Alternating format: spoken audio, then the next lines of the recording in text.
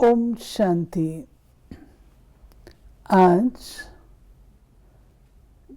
19 मार्च 1988 बाप दादा के अव्यक्त रूप से चले हुए मधुर महावाक्यों पर मनन और चिंतन करेंगे। आज की मुरली का विषय है याद में रमणीकता लाने की युक्तियां। आज विधाता वरदाता बाप दादा अपने मास्टर विधाता वरदाता बच्चों को देख रहे हैं। हर एक बच्चा विधाता भी बने हो तो वरदाता भी बने हो। विधाता वरदाता के साथ विधि विधाता भी आप ब्राह्मण हो। बाबा ने मास्टर विधाता वरदाता और विधि विधाता। विधि विधाता का अर्थ होता है किसी भी सिद्धि को प्राप्त करने के लिए विधि चाहिए। कहा भी जाता है ना, विधि से सिद्धि प्राप्त होती है। विधि मैंने तरीका। तो बाबा कहते हैं कि विधि विधाता भी आप बने हो क्योंकि आपने उस विधि को फॉलो किया है जिससे वो सिद्धि प्राप्त हुई है। इस मुरली के अंदर बाबा ने बहुत ही अच्छे तरीके से हमें समझाया है कि आपने किन किन मुख्य विधियों से सिद्धियां प्राप्त की हैं। और फिर बाबा ने विधि से सिद्धि और रिद्धि सिद्धि दोनों का फर्क भी बताया। तो विधाता किसे कहेंगे? विधाता का मतलब जो कराता है। पूज्य रूप में भी इस समय की विधि जीवन के श्रेष्ठ विधाता के रूप में चलती है और पुजारी मार्ग अर्थात भक्ति मार्ग में भी आपकी हर विधि नीति व रीति में चलती आती है। तो भक्ति में भी तो कहते हैं ना, विधिवत पूजा करो हैं, उसके तौर तरीके बताए जाते हैं। विधि को तौर तरीका कहा जाता है। तो इस वक्त ब्राह्मण जीवन में जो हम तौर तरीके अपनाते हैं, जो विधि अपनाते हैं, वो प्रैक्टिकल लाइफ में है तो वो सतयुग में भी चलती है। और भक्ति में भी फिर जो कुछ होता है वो विधि पूर्वक होता है। आपके मूल सिद्धांत सिद्धि प्राप्त होने के साधन बन जाते हैं। ये बाबा ने बहुत ही अच्छे तरीके से स्पष्ट किया है कि हमारे मूल सिद्धांत, 2-3 मूल सिद्धांत बाबा ने बताए हैं, वो कैसे सिद्धि के साधन बन जाते हैं। तो जैसे ना विधान बनता है तो विधान विधि को बताता है। जैसे भारत का संविधान है, कॉन्स्टिट्यूशन है, तो रामायण में भी लिखा हुआ है शिव के बारे में कि राम ने शिव की पूजा करने को कहा। लिंग थाप विधिवत कर पूजा, शिव समान मुझे और ना दूजा। तो विधि इम्पोर्टेंट रहती है। जैसे मूल सिद्धांत बाप एक है, धर्म आत्माएं महान आत्माएं अनेक हैं, लेकिन परम आत्मा एक है। ये हमारा मूल सिद्धांत है, एक परमात्मा एक है। इसी मूल सिद्धांत द्वारा आधा कल्प आप श्रेष्ठ आत्माओं को एक बाप के द्वारा प्राप्त हुआ वर्षा सिद्धि के रूप में प्राप्त होता है। स्वर्ग का जो वर्षा है, जो स्वर्ग की विश्व महाराजन की राजधानी है, वो इस आधार पर मिलती है कि हम एक परमात्मा को अन्य से अलग मानते हैं। और भक्ति में भी गॉड इज वन। यही सिद्धांत सिद्धि प्राप्त करने का आधार बनता है। भक्ति का आदि आधार भी एक बाप के शिवलिंग रूप से आरंभ होता है, जिसको कहा जाता है अव्यभिचारी भक्ति। यानी शुरू तो एक परमात्मा की भक्ति से होती है ना, फिर देवताओं की, अन्य की होती है। जैसे इस जीवन का मूल सिद्धांत पवित्रता है। ये दूसरा बताया बाबा ने। इस पवित्रता के सिद्धांत द्वारा आप आत्माओं के भविष्य में सिद्धि स्वरूप के रूप में लाइट का ताज सदा ही प्राप्त है, जिसका यादगार रूप डबल ताज दिखाते हैं। और भक्ति में भी जब भी यथार्थ और दिल से भक्ति करेंगे तो पवित्रता के सिद्धांत को मूल आधार समझेंगे। चाहे अल्प काल के लिए जितना समय भक्ति करते हैं उतना समय ही पवित्रता को अपनाएं, लेकिन पवित्रता ही सिद्धि का साधन है, इस सिद्धांत को अपनाते अवश्य है ना। देखो बाबा ने दो बातें बताई। पहले परमात्मा एक है। परमात्मा एक मानने से जितने भी ब्रह्मा कुमार कुमारी हैं एक मत हो गए, यूनिटी हो गई।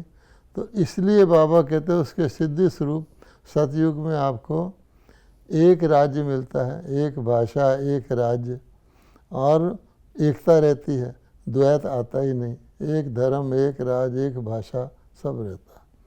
तो कारण कि एक परमात्मा है। और उस सिद्धांत को फिर भक्ति में भी मानते हैं। जितने भी धर्मों वाले हैं गॉड इज़ वन तो मानते हैं ना। अब बाबा कहते इसी प्रकार से पवित्रता है। और पवित्रता के मूल सिद्धांत से सभी देवताओं को लाइट का क्राउन मिलता है, डबल क्राउन, दो ताजधारी सिवाय देवताओं के कोई है ही नहीं। अब बाबा कहते हैं द्वापर से आप देख लो, एक ताज मिलेगा, या तो हाईनेस का ले लो या होलीनेस का ले लो। अब पोप है, उसको होलीनेस का क्राउन है। क्वीन है इंग्लैंड की, उसको हाईनेस का क्राउन है। इकट्ठे तो नहीं है ना। तो इसको कहा जाता है धर्म सत्ता, राज सत्ता सेपरेट हो गई। तो मूल आधार तो पवित्रता था। फिर बाबा कहते हैं भक्ति में भी देख लो, भक्ति का मूल आधार पवित्रता है। जब कोई दिन त्यौहार आता है, व्रत रखते हैं, भक्ति करते हैं तो पवित्र रहते हैं। तीर्थों पर जाते हैं तो उतना समय तो रहते हैं ना। तो उसका आधार तो मानते हैं कि भक्ति पवित्रता के बगैर कुछ है ही नहीं। तब बाबा कहते हैं कि मूल सिद्धांतों के आधार पर सिद्धि प्राप्त होती है। तो आप विधि विधाता भी बनते हो, सिद्धिदाता भी बनते हो। इसलिए आज तक भी जिन भक्तों को जो जो सिद्धि चाहिए वो भिन्न भिन्न देवताओं द्वारा भिन्न भिन्न सिद्धि प्राप्त करने के लिए उन्हीं देवताओं की पूजा करते हैं। देखो विधिवत करते हैं कि नहीं। धन चाहिए लक्ष्मी की पूजा, बुद्धि चाहिए तो सरस्वती की पूजा, शक्ति चाहिए दुर्गा की पूजा, तो अलग अलग भी करते हैं। और फिर अम्बा है जैसे जगदम्बा, कामधेनु, हर प्राप्ति के लिए उसकी पूजा करते हैं। शिव की हर प्राप्ति के लिए पूजा करते हैं। तो है तो सही ना विधि विधाता का विधान। जिनको स्वयं सर्व सिद्धियां प्राप्त हैं वही औरों को भी सिद्धि प्राप्त कराने के निमित्त बन सकते हैं। अब बाबा कहते हैं आप सिद्धि प्राप्त करने के निमित्त कैसे कहे, भगवान को तो कह दिया। अब बाबा कहता आप भी सिद्धि दाता हो कि जिसको प्राप्त होगी वो निमित्त बनेगा। तो जब आपको प्राप्त हो गई भगवान से तो आप निमित्त बनते हो। सिद्धि खराब चीज नहीं है, क्योंकि आपकी रिद्धि सिद्धि नहीं है। रिद्धि सिद्धि जो होती है वो अल्पकाल के लिए प्रभावशाली होती है, लेकिन आपकी यथार्थ विधि द्वारा सिद्धि है। हमारी विधि से सिद्धि है, उनकी रिद्धि सिद्धि है। ईश्वरीय विधि द्वारा जो सिद्धि प्राप्त होती है वो सिद्धि भी ईश्वरीय सिद्धि है। जैसे ईश्वर अविनाशी है तो ईश्वरीय विधि और सिद्धि भी अविनाशी है। रिद्धि सिद्धि दिखाने वाले स्वयं भी अल्पज्ञ आत्मा हैं। उन्हों की सिद्धि भी अल्पकाल की है, लेकिन आपकी सिद्धि सिद्धांत की विधि द्वारा सिद्धि है। इसलिए आधा कल्प स्वयं सिद्धि स्वरूप बनते हो और आधा कल्प आपके सिद्धांत द्वारा भक्त आत्माएं यथाशक्ति तथा फल की प्राप्ति व सिद्धि की प्राप्ति करते आते हैं। है ना, विधिवत भक्ति करते हैं तो उनको प्राप्ति तो होती है ना। बाबा का सिद्धांत की विधि, हमारे सिद्धांत के कारण 2 युग को तो सिद्धि की प्राप्ति, फिर 2 युग उसी सिद्धांत की विधि के आधार पर भक्तों को अल्पकालिक प्राप्ति। क्योंकि भक्ति की शक्ति भी समय प्रमाण कम होती आती है। सतो प्रधान भक्ति की शक्ति भक्त आत्माओं को सिद्धि की अनुभूति आजकल के भक्तों से ज्यादा कराती है। इस समय की भक्ति तमो प्रधान भक्ति होने के कारण न यथार्थ सिद्धांत रहा है न सिद्धि रही है। देखो ना, बाबा ने स्पष्ट कर दिया। पहले भगत कैसे होते थे, अव्यभिचारी भगत होते थे, खाना पीना शुद्ध विधिवत भक्ति करते थे। फिर बाबा कहते धीरे धीरे भक्ति में स्वार्थ आ गया। फिर बाद में तो जैसे मजबूरी के कारण भी जब कोई दुख होता है भक्ति कर ली, फिर छुट्टी।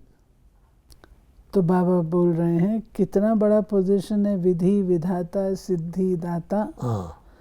तो जब इस पोजीशन में स्थित होंगे तो माया ऑपोजिशन नहीं करेगी।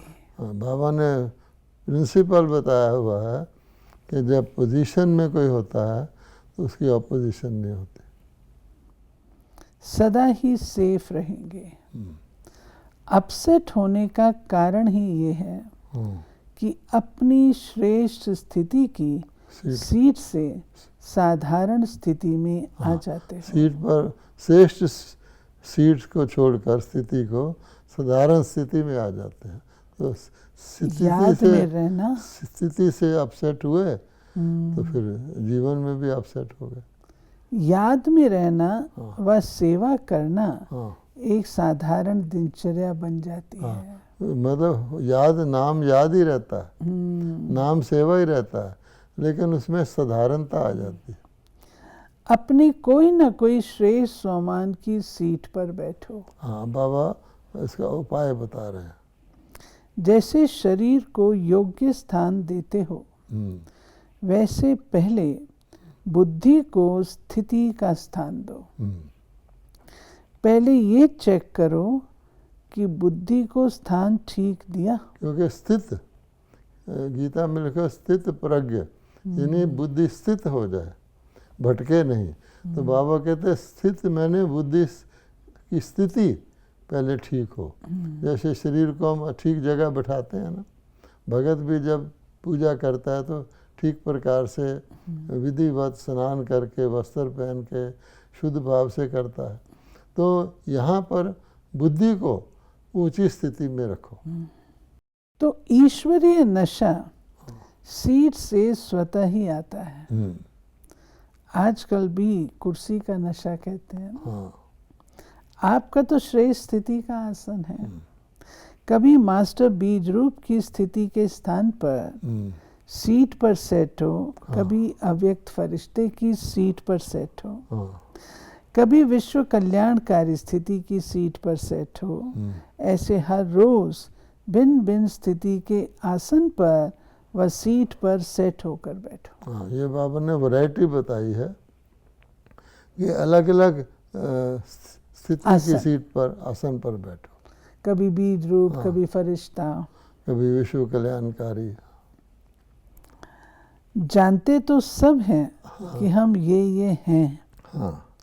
लेकिन हर समय जो जानते हो वो अपने को मानो। हाँ सिर्फ जानो नहीं मानो, हाँ क्योंकि जानने से सूक्ष्म में खुशी तो रहती है, हाँ मैं ये हूँ, लेकिन मानने से शक्ति आती है और मान कर चलने से नशा रहता है। ये बाबा ने फर्क बताया कि जानने से अंदर खुशी रहती है। जैसे हम जानते हैं कि देवता बन रहे हैं तो अंदर खुशी तो रहती है, क्योंकि देवता में अगर महाराजन है या साधारण प्रजा है, साधारण प्रजा को भी सतयुग में बहुत सी उपलब्धियां हैं, आयु पूरी है, निरोगी काया है, कभी दुख की लहर नहीं आएगी, सारा है। तो जानने से ये है। फिर बाबा कहता है मानने से, तो मानने से क्या होगा? फिर वो खुशी थी, तो अब आपको उसकी शक्ति आएगी कि मैं हूँ। और फिर बाबा का मानकर चलने से नशा चढ़ेगा। बाबा के इसलिए बाबा कहता मानो, हाँ मानो, कि जानो नहीं मानो। बार बार अपने से पूछो, हाँ चेक करो कि सीट पर सेट हूँ हाँ या साधारण स्थिति में नीचे आ गया। हाँ सिद्धिदाता कभी ये सोच भी नहीं सकते कि जितना पुरुषार्थ करते हैं व मेहनत करते हैं इतनी सिद्धि नहीं दिखाई देती। हाँ आजकल तो कहते हैं ना कि योग में तो बैठते हैं, लेकिन वो पूरा योग नहीं लगता, जो हम चाहते हैं वो अनुभव नहीं होता। तो बाबा कहता है जो सिद्धि स्वरूप होगा, सिद्धिदाता होगा, वो तो ऐसे नहीं कहेगा, ज़रूर कुछ कमी है। वह जितना याद में अभ्यास करते हैं उतनी सिद्धि नहीं अनुभव होती है। इससे सिद्ध है कि सीट पर सेट होने की विधि यथार्थ नहीं है, रमणीक ज्ञान है। रमणीक अनुभव स्वतः ही सुस्ती को भगा देता है। ये तो कई कहते हैं ना, वैसे नींद नहीं आएगी लेकिन योग में नींद अवश्य आएगी। बाबा कहते हैं जो सुस्ती है या आलस्य है, ये इसका आधार अप्राप्ति होता है। अब कोई दुकानदार है, उसको ग्राहक ही नहीं आ रहा, तो आप देखेंगे वो वासी लेने लग जाएगा। अगर इतने ग्राहक आ रहे हैं तो वो खाना खाने को भी टाल देगा कि नहीं मैं ग्राहक को अटेंड करूं। तो ये बाबा ने बताया है कि कारण ये है, जो कहते हैं वैसे नींद नहीं आएगी, योग में आएगी, प्राप्ति नहीं हो रही। ऐसी बात नहीं कि थकावट है, लेकिन रमणीक रीति से और नेचुरल रूप से बुद्धि को सीट पर सेट नहीं करते हो। हाँ, एक तो यथार्थ, एक नेचुरल तरीके से, नेचुरल रूप से बुद्धि। हाँ। आप नेचुरल रूप से बुद्धि को सेट करना किसे कहेंगे? यानी मेहनत ना करनी पड़े। जैसे हम कहते हैं ना कि कोई गुस्से वाला होता है, बोलता है, तो कहता है जी मेरी इंटेंशन नहीं थी, मुझे नेचुरली गुस्सा आ जाता है, मेरी नेचुरल ज़ोर से बोलने की आदत है ना। तो उसकी नेचर नहीं, लेकिन एक्वायर्ड नेचर है। अब ज़ोर से बोलना समझता है कि मेरा नेचुरल हो गया। नेचुरल वास्तव में जो ज़ोर से बोलना नहीं है। इसी प्रकार से बाबा कहता है कि जो चीज़ स्वाभाविक बन जाए, आपकी नेचर बन जाए, जिसमें आपको मेहनत, उसको करने के लिए मेहनत ना करनी पड़े, उसको नेचुरल कहते हैं। बाबा कहते हैं अगर एक ही चीज़ बार बार खाते रहो, हाँ, चाहे वो कितनी भी अच्छी हो, देखते रहो, तो क्या होगा? हाँ, ऐसे बीज रूप बनो, तो उससे मतलब उब जाएगी ना, तबीयत उब जाएगी। अब हलवा अच्छी चीज़ है, किसी को कहो रोज़ ही हलवा खा या रोज़ ही हलवा देख, तो आपका दिल उब जाएगा। इसीलिए आप देखेंगे फल वाला होता है जो फल बेचने वाला, उसको फल की इच्छा कभी नहीं होगी। आप उसको जाके फल भेंट करो तो उसको क्या लगेगा? मिठाई बेचने वाला ऐसे थोड़ी मिठाई बेचने वाला मिठाई खाता रहता है, वो तो बेचता है, लेकिन उसको देख देख कर उसका मन उब जाता है।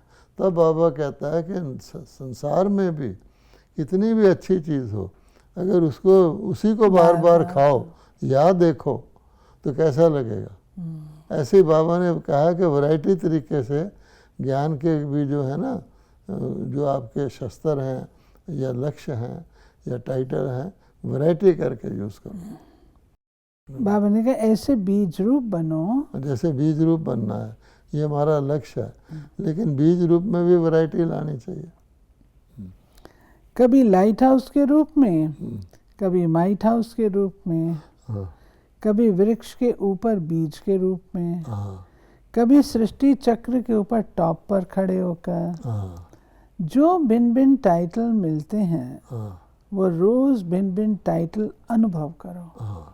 बाबा कहते हैं कि तुमको अनेक टाइटल मिलते हैं, उसके स्वरूप में स्थित हो। कभी नूरे रतन बन बाप के नैनों में समाया हूँ, हाँ, कभी मस्तक मणि बन, कभी तख्त नशीन बन। हाँ, वैरायटी करो तो रमणीकता आएगी। हाँ। ये कहा ज्ञान रमणीक है, योगी वैरायटी से रमणीकता आती। कहा जाता variety is the spice of life. बाप दादा रोज मुरली में भिन्न भिन्न टाइटल देते हैं, क्यों देते हैं? हाँ, आज बाबा ने कारण बताया, रोज जो नए नए टाइटल देता हूँ इसलिए देता हूँ।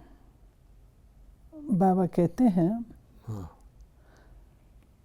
मधुबन एक विचित्र गुंबज, और गुंबज जो होते हैं उसका आवाज अपने तक आता है, लेकिन मधुबन ऐसा विचित्र गुंबज है। और गुंबज जो होते हैं हाँ, उनका अपने तक आता है। हाँ, जैसे बीजापुर में गोल गुंबज हाँ है, जी, वहाँ जाके आप आवाज करेंगे इको आएगा। जो मधुबन का जरा सा आवाज विश्व तक चला जाता है। हाँ, ये फिर ऐसा है कि इसका आवाज सारी दुनिया में जाता है। जैसे आजकल के पुराने ज़माने के कई ऐसे स्थान हाँ, निशानी मात्र हैं, हाँ, जो एक दीवार को अगर ऐसे हाथ लगाएंगे, हाँ, आवाज़ करेंगे तो 10 दीवारों में वो आवाज़ आएगा। आता है ना।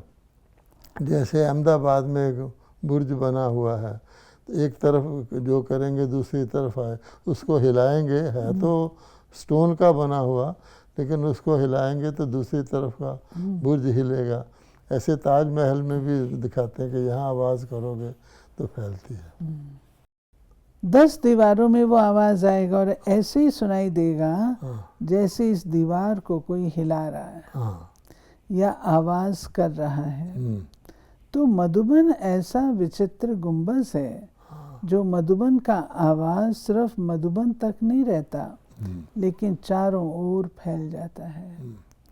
ऐसा फैलता है जो मधुबन में रहने वालों को पता भी नहीं होगा, हाँ, लेकिन विचित्रता है ना, हाँ, इसलिए बाहर पहुंच जाता है। हाँ, इसलिए ऐसे नहीं समझो कि यहाँ देखा, यहाँ बोला, लेकिन विश्व तक आवाज़ हवा की रफ्तार से पहुंच जाता है। जैसे एक स्टेज कहते हैं ना, कोई व्यक्ति स्टेज पर कुछ एक्टिंग करता है तो सारे दर्शक हजारों लाखों की संख्या वाले भी उसको देखते हैं। आजकल टेलीविज़न का ज़माना है, तो टेलीविज़न में जो कुछ कोई एक्टर करता है वो सारी दुनिया में कहीं भी देखा जा सकता है। ये तो यंत्र के द्वारा है, लेकिन मधुबन तो विचित्र गुंबज है। बाबा कहते हैं वो इतनी वर्ल्ड की स्टेज है जैसे कि, तो वहाँ पर कुछ भी करेंगे, कुछ भी संकल्प भी करेंगे तो सारी दुनिया में पहुँच जाएगा। क्योंकि सबकी नज़रों में, बुद्धि में सदा मधुबन और मधुबन का बाप दादा ही रहता है। हाँ, तो जब मधुबन का बाप नज़रों में रहता है हाँ, तो मधुबन भी आएगा ना। हाँ, मधुबन का बाबा है तो मधुबन तो आएगा ना। और मधुबन में सिर्फ बाबा तो नहीं है, हाँ, बच्चे भी हैं। हाँ, तो मधुबन निवासी स्वतः ही सबकी नज़रों में आ जाते हैं। कोई भी ब्राह्मण से पूछो, चाहे कितना भी दूर रहता हो, लेकिन क्या याद रहता है? मधुबन। और वैसे मधुबन निवासी भी विश्व में कहीं भी किसी भी सेवा स्थान को पे जाते हैं तो उनको वहाँ के भाई बहन जो हैं, ब्राह्मण हैं, उसको मधुबन वाले की नज़र से देखते हैं, उसको बहुत रिस्पेक्ट से देखते हैं, क्योंकि ये मधुबन से आया। मधुबन और मधुबन का बाबा, हाँ, तो इतना महत्व है मधुबन निवासियों का। समझा? अच्छा, चारों ओर के सर्व सेवा के उमंग उत्साह में रहने वाले सदा एक बाप के स्नेह में समाये हुए, सदा हर कर्म में श्रेष्ठ विधि द्वारा सिद्धि को अनुभव करने वाले, सदा स्वयं को विश्व के कल्याणकारी अनुभव कर हर संकल्प से, बोल से श्रेष्ठ कल्याण की भावना, श्रेष्ठ कामना से सेवा में बिजी रहने वाले ऐसे बाप समान सदा अथक सेवाधारी बच्चों को बाप दादा का याद, प्यार और नमस्ते। अब देखिए इस मुरली में बाबा ने हमें कितनी गहरी बात बताई और हमको कितना श्रेष्ठ पोजीशन मिला हुआ है। तो बाबा ने कहा कि आप देखो विधि विधाता हो, कि आपकी जो विधि है वो सिद्धांत के द्वारा सिद्धि को प्राप्त करती है। आपकी विधि कितनी भी अच्छी हो, लेकिन अगर आपका बेसिक प्रिंसिपल में डिफेक्ट है, मान लो जैसे आज के वैज्ञानिक हैं, तो वैज्ञानिकों की विधि तो बहुत अच्छी है, वो आसमान तक रॉकेट भेज सकते हैं, कहीं ना कहीं क्या कुछ नहीं कर सकते, सागर की तह में जा सकते हैं, लेकिन सिद्धांत क्या है? विनाश। तो मुख्य विनाश के लिए सब कुछ करेंगे ना। जो भी उनके आश्चर्यचकित करने वाले वंडर्स हैं वो हैं तो विनाश की ओर ना। कहते हैं एक एक रॉकेट से 10-10 मिसाइल निकलेंगे, भिन्न भिन्न दिशाओं में जाएंगे, कितना वंडरफुल बात है। लेकिन जैसे पहले वक्त में कहते थे 6 तीर मारते थे तो 6 दिशाओं में जाता था, लेकिन है विनाश के लिए। तो बाबा कहता है आपके सिद्धांत, और बाबा ने 2 मुख्य सिद्धांत जो बताए हैं, भगवान एक है और ये बहुत मुख्य सिद्धांत है। कई लोग कह देते हैं आत्मा ही परमात्मा है, भगवान सब जगह है, सभी भगवान के रूप हैं, तो वो फिर नहीं। तो ये एक का सिद्धांत एकता लाता है, एक राज्य की स्थापना करता है, विश्व एक धर्म की स्थापना करता है।